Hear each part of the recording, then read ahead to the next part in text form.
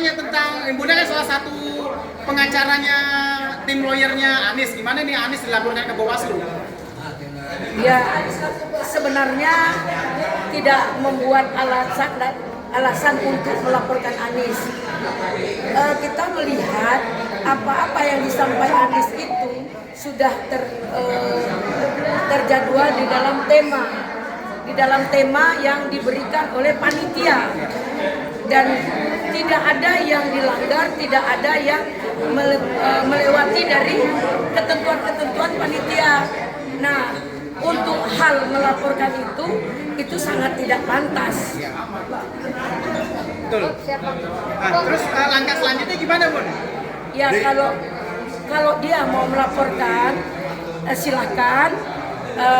Tapi kita dalam perkara ini sesuai dengan peraturan Kapolri bahwa di dalam pemilu ini untuk perkara-perkara lapor-melapor itu ditunda atau ditiadakan.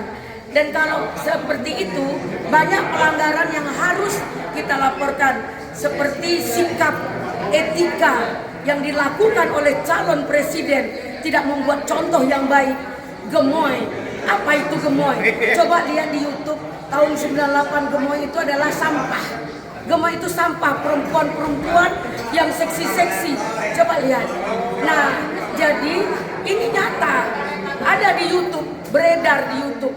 Itu gemoy itu sampah. Dan gayanya seperti itu, apakah etika ketika kita sedang melakukan perdebatan, sedang melakukan misi dan visi kita di dalam statement yang dilakukan oleh seperti Prabowo yang terutama ya, atau Gibran melakukan sikap gerakan yang merendahkan pasangannya, seperti berjoget-joget, mengulurkan lidah, mencibir-cibir, itu kan merendahkan kandidat lain. Itu sebenarnya perlu dilaporkan juga. Banyak yang perlu kita laporkan. Mereka sudah melanggar konstitusi. Masa seorang ketua Mahkamah Agung melanggar peraturannya sendiri? Itu orang gila yang bisa melanggar peraturan. Saya membuat aturan terhadap anak saya, dilanggar oleh saya langgar kembali kepada anak saya. Itu namanya sudah tidak waras, ya. Nah, banyak hal sekarang. Hukum itu lahir dari sebuah politik. Hari ini hukum diciptakan dari kekuasaan. Jadi ini mendekati hukum otoriter. Orang otoriter itu indikasi komunis, ya, dari indikasi yang otoriter komunis. Hari ini kita tertekan, kita diintervensi dalam segala hal. Masa untuk debat saja kita dilakukan intervensi. Ketika mereka membuat speaker atau mic, apa itu saya nggak ngerti, sampai 3 lapis, seharusnya itu dilaporkan cacat itu dan ketidakadilan gitu.